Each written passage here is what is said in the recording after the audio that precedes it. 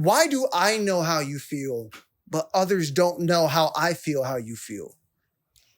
That's a very good Why question. do I feel what you feel? And that's how we're starting it. No, Nobody's listening podcast. Nobody's listening. Yeah. So, all right. So how do I feel? How do you feel? How I feel, it depends from day to day, honestly. Okay. So it's honestly, you just wake up. That song is a very, how I feel, how should I say this? It's just a very simple song, depending how you're feeling on the day. It's a very upbeat song, I would say that. The second line says, real ones over fake ones is how I feel. So that just kind of sets the mood up for the day. You know what I'm saying? So if we want to speak on that. I do want to speak on that, actually. I do. That's his Okay. favorite topic. Okay. Real ones over fake ones. That's how I feel. Okay. Now, I'm not going to lie to you. At first, I thought you were talking about bosom. Okay. No. Actually, I would have never thought about that. Yeah. Because the first thing I thought of was people. But there is fake bosoms and fake culos in this world, right? That's what they say, right? The BBLs. of the BBL. world. Yeah, 100%. BBL, Oh, no, but no, seriously. All right. Give me a rough estimate. How many friends, whether they are still in your life or not, from the age of 0 to now, how many friends do you think you have called a friend in your life? I probably called over 100 people my friend. And how many of those were real versus how many of those were fake? That's a very good question. Probably about 10. Just 10 people were real? Real friends? Yeah. Yeah. I mean, now, honestly, I do say it's good to have only 10 real friends that you can count on your finger. Anything more than that, can you really rely on them? Can you really trust them? So it's like one of those things, man. Like, if you're around me now, it's like you're a real friend. And most of those real friends happen to make music. And I think that's just, when you get older, those fake friends filter out because, you want to start a career and you want to start doing stuff. And that's facts. Those fake friends are just doing shit for you. They're just leeching around, maybe smoking all day, drinking all day, not doing shit. But yeah, it only comes down to 10 real friends. So let me ask you a question, though. What defines a fake friend? I know what defines a real friend, but like in your point of view, could someone just not be a good friend for you? That doesn't necessarily mean they're fake, right? Like, what makes somebody fake? I think someone is fake when you've heard something said about you and they've not directly said it to you. That's like the number one definition. It's like the rule book, Right. Oh, someone said this. When did they say that? Oh, so-and-so said it. They didn't tell me this. That's the definition of a fake friend. It's like the very bare bones. But if you want to go deeper into it, it's more of like a fake friend could be a yes man too. A fake friend could just be like, oh yeah, fuck yeah. You want to drink and smoke? Yeah. You want to do bad decisions? Yeah. Is this song good? Yeah. It could be shit too. Yeah. You could be doing horrible things in life, but there's going to be someone like, yeah, oh yeah, let's do it. Like, yeah. So that's a fake friend. A yes man. A yes man. Okay, that's interesting. Mm-hmm. So filtering out 100 friends down to 10 over the years. Mm-hmm. So I always think it's better to have a close-knit circle. Mm-hmm. And you said all of or majority of your friends are music inspired. Yeah. So name drop every single, I'm just kidding. Who is the most famous? Yeah. Okay, so actually this goes for But when it comes down to friends and how you made this song, was there a certain situation that inspired it, or is it kind of just how you were feeling that day? It's most of those type of songs are how I'm feeling. Okay. And it's usually, I think I made that song. I went to my girlfriend's job. I had some drinks. I was enjoying myself. Feeling good. That was great. And I always have this thing where I like, while I'm waiting for the Uber, I always like look up a tight beat at the bar. And then on the drive home in the Uber, I just kind of write the whole entire time. And then I get home and I'm like already halfway there to make a song. Huh. That's some real rapper shit. You know what I'm saying? So I'm like, okay, that's how that song came about. It's pretty funny because I could be like, yeah, dude, like I climbed to Mount Everest and then on my way down, there was this Buddha monk and just, you know what I mean? Like, like I just realistically, spoke to you. Rapper shit, just, it's fun to indulge like that. It was just making a feel good song on the way home, looked up the type beat. And that's how the song came. It was fun. When it comes to those moments, has anyone else, if you're putting yourself in the shoes of someone who isn't an artist and they're just in the room with you, has someone else accused you of being antisocial when really you're socializing in your own brain of music. Yeah. I don't even know if I worded that correctly. No, you know what I'm saying, right? I know, because this is how I think sometimes too, is like when I'm at the bar and I got headphones in, like some people are probably thinking like, oh, this guy wants to be by himself and just be in his own brain. And like, I'll talk to everyone and anyone around me.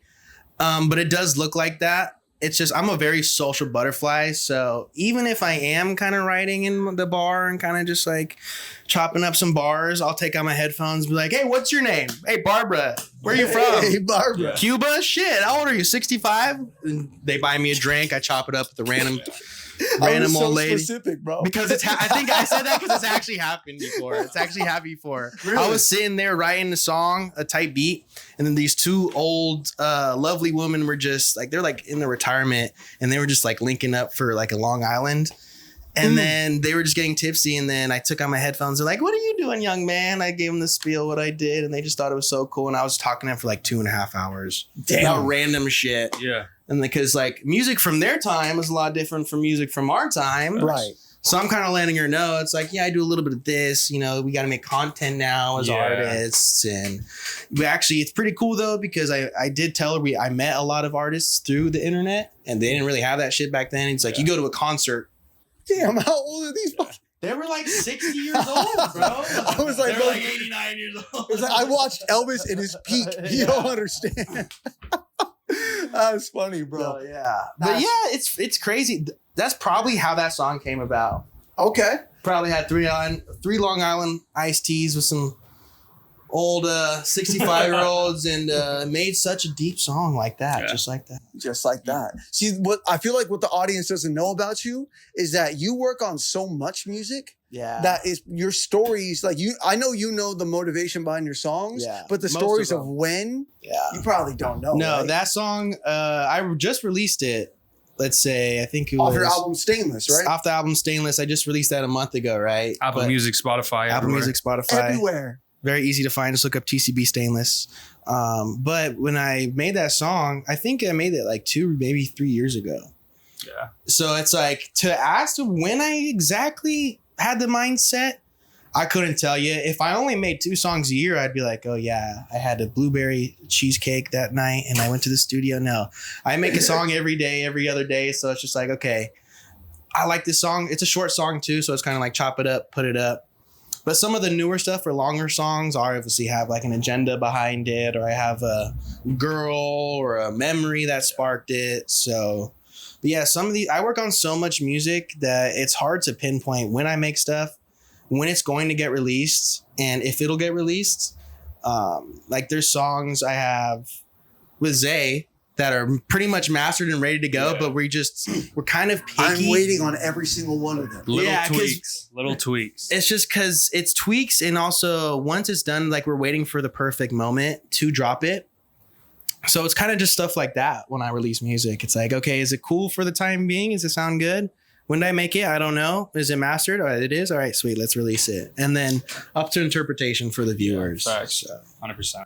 What do you guys feel? I mean, if a consumer walked in, as a consumer, if I was walking in on a fucking, I don't know, like a Kendrick Lamar set, and I wasn't an artist, I would hear a song like, dude, when can I get that on my phone? Right? Like, how often do you guys, specifically with you two, because you guys have a whole album's worth in the tuck. Yeah, we have a lot of music. Yeah. So like, at what point do you turn the consumer hat on and be like, all right, dog, like, I could listen to this as is? Like, what point does that switch for you guys? I mean, shit, I got it in my phone, so I'm listening. I think, no, it's honestly usually when times like this, like where we haven't seen each other in a minute, but we just been literally all doing our own separate little things.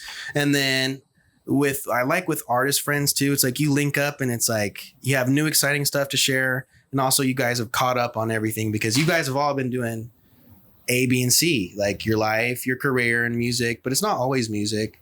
So it's good to be like, okay, if we have X amount of songs, we look at it, and maybe after a weekend, after we link up, we're like, okay, Zay, we finished the masters. If we have 8 masters, what do we release and when do we release it? Yeah. So that's spring 2025. Yeah, I'm putting a name on it right now. I think spring 2025. I'd say like spring break. It's spring music, bro. At the very least, it's spring music. When he played it because we played it on our trip back from Bakersfield. Yeah. And I said, dog, all this, I need this shit in my fucking phone. Yeah. I said this to you off camera. I said, bro, like, you guys come up with so many new melodies that it's remarkable, because when you work that, you guys specifically, you guys work so fast that sometimes when you work that fast, you don't realize you just made 3 songs. It could sound like one session, but with you guys, it doesn't sound like that. That if you make 3 songs, it sounds like 3 different ideas. Yeah. Man, I respect that. So tell the camera where they can follow you at, all of your social medias, all that stuff. I go by TCB. My name's Andrew Serpa. You can follow me on Instagram, TikTok, everything at Serpa TCB, SERPA TCB.